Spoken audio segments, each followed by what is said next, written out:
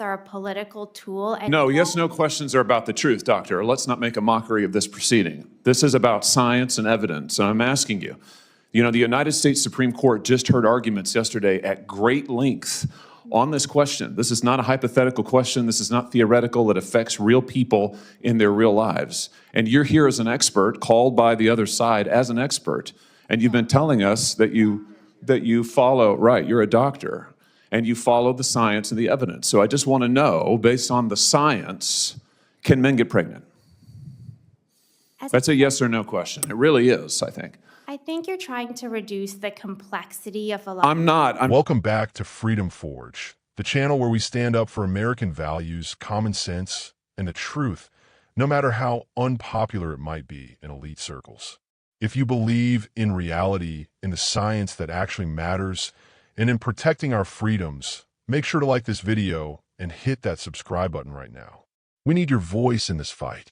Today, we're diving into a recent Senate hearing that should concern every American who cares about truth, about science, and about the future of our country. This hearing was supposed to be about the safety of abortion drugs, a topic with massive implications for women and for unborn children across the nation. But as we see so often these days, the conversation veered into territory that, frankly, shouldn't even be controversial.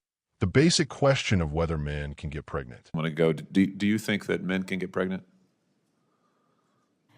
I hesitated there because I wasn't sure where the conversation was going or what the goal was. I mean, I do take care of patients with different identities. I take care of many women. I take care of people with different identities. And so that's where I paused. I think, yeah, I wasn't sure where you were going with that. Well, the goal is just the truth. So can men get pregnant?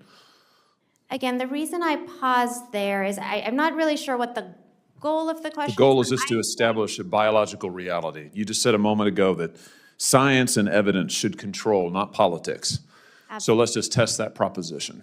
Can men get pregnant?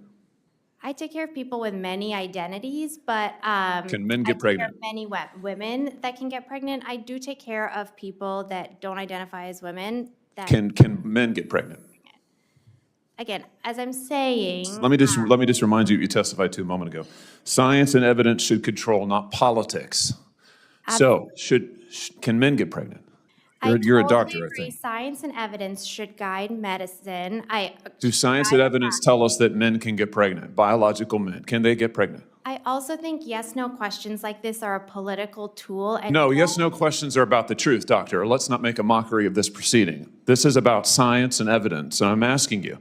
You know, the United States Supreme Court just heard arguments yesterday at great length on this question. This is not a hypothetical question. This is not theoretical. It affects real people in their real lives. And you're here as an expert, called by the other side as an expert, and you've been telling us that you follow, right, you're a doctor, and you follow the science and the evidence. So I just want to know, based on the science, can men get pregnant? That's a yes or no question. It really is, I think. I think you're trying to reduce the complexity of a lot. I'm not. I'm trying to get, it's not complex. I'm trying to get to an answer, and I'm trying to test, frankly, your veracity as a medical professional and as a scientist. Can men get pregnant?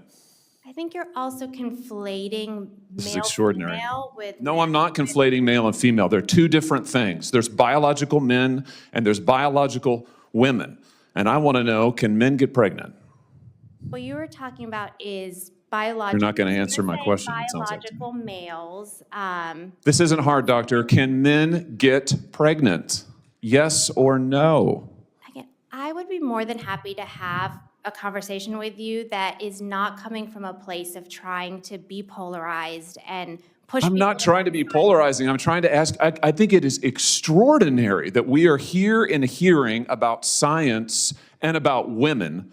And for the record, it's women who get pregnant, not men. We are here about the safety of women and science that shows that this abortion drug causes adverse health events in 11% of cases. That's 22 times greater than the FDA label, another fact you haven't acknowledged. And yet you won't even acknowledge the basic reality that biological men don't get pregnant. There's a difference between biological men and biological women. I don't know how we can take you seriously and your claims to be a person of science if you won't level with this on this basic issue. I thought we were past all of this, frankly. I can't believe we're still here talking about this. I am a person of science, and I'm also someone here who's here to represent the complex experiences of my patients, and I don't think polarized language or questions serve that goal. I don't think they serve the American people. It is not polarizing They to say are that there meant- is a scientific difference between men and women, and I want this to be clear and for the record. It is not polarizing to say that women are a biological reality and should be treated and protected as such. That is not polarizing, that is truth. It is also, by the way, the United States Constitution, which offers unique protections to women in a variety of circumstances as women. And your refusal to recognize women as women and men as men is deeply corrosive to science, to public trust, and yes, to constitutional protections for women as women. And I think it's extraordinary that you would sit here and advance a political agenda that has been thoroughly discredited and rejected by the American people in this forum. And I'm glad we had this exchange because it is exceptionally clarifying. It is also in many ways quite depressing. I see that my time has nearly expired. I just want to thank the other. Now, I want to walk you through what happened because it's a perfect example of how far we've drifted from reality and how our so-called experts and leaders are failing to speak the truth, even when it's staring them in the face. Senator Josh Hawley, who's been a consistent voice for sanity in Washington, asked Dr. Verma, a medical doctor and an expert witness called by the Democrats, one simple question: can men get pregnant? That's it. That's the question. Not a trick, not a trap, just a basic test of whether someone will acknowledge biological reality, the kind of thing that's been settled science since the dawn of time. Now, you'd expect a straightforward answer. But what do we get instead? Hesitation. Evasion. Dr. Verma starts by saying she takes care of patients with different identities. She doesn't answer the question. She sidesteps. She says she treats many women and people with different identities. She won't say the words. Senator Hawley has to ask the question over and over. And then, when pressed about the science, Dr. Verma claims that yes or no questions are a political tool. She says this question is reducing the complexity of her patients' experiences. She tries to muddy the waters, going on about how some people don't identify as women but can get pregnant. Then she accuses Hawley of conflating terms, male and female, biological man and biological woman, as if these terms don't have clear scientific definitions. I want to pause right here, because this is what we're up against. We are living in a time when the people charged with making decisions about our health, our children, and our society refuse to admit what every farmer, every soldier, every mother and father in America has always known. Only women can get pregnant. That is not hate. That is not bigotry. That is biology. Senator Hawley does an excellent job of cutting through the nonsense. He reminds Dr. Verma, and everyone watching, that science and evidence are supposed to guide medicine, not politics. He points out that this isn't just some academic debate. The Supreme Court just heard arguments on these very issues. The law, the Constitution, and basic fairness are all at stake. But even when given every opportunity, Dr. Verma refuses to say it. She refuses to say that men, biological men, cannot get pregnant. She says yes or no questions are political. She claims it's all too complex. She tries to make it about feelings and identities, not about the facts. And this is incredibly revealing. Because when you can't get your own experts to admit that men can't get pregnant, you have to ask, what else are they willing to fudge? What other basic truths are they willing to sacrifice on the altar of political correctness? If a doctor won't say that only women can get pregnant, why should we trust them on anything else? Senator Hawley lays it out plainly. He says, it is women who get pregnant, not men. He says that this is a constitutional and scientific reality. He points out that refusing to acknowledge this truth is corrosive, not just to science, but to public trust and even to constitutional protections for women. He thanks the other witnesses, those who still have the courage to speak the truth, for following the science and protecting women and children. Now, let me give you my take, because this is bigger than just one Senate hearing. This is about the future of our country.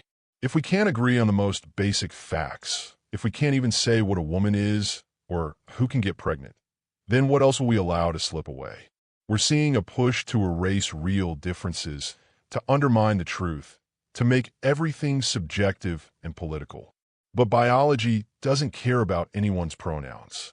Science doesn't change because someone's feelings are hurt. And let's be clear, this isn't about disrespecting anyone. Every American deserves respect and dignity. But telling the truth is not hate. Protecting the reality of women's lives and experiences is not bigotry. It's common sense. It's what protects our daughters, our wives, and our mothers.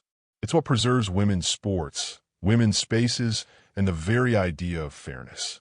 If the experts won't say it, we have to. If our leaders won't defend reality, we must. This is the line in the sand for the future of truth in America. So if you agree that we need to stand up for science, for women, and for reality itself, let your voice be heard. Like this video, subscribe to Freedom Forge, and share this with your friends. We need a movement of patriots who are willing to say what's true, no matter who tries to silence us. Thanks for watching. Stay strong, stay free, and keep forging forward for truth and liberty. This is Freedom Forge. See you in the next video.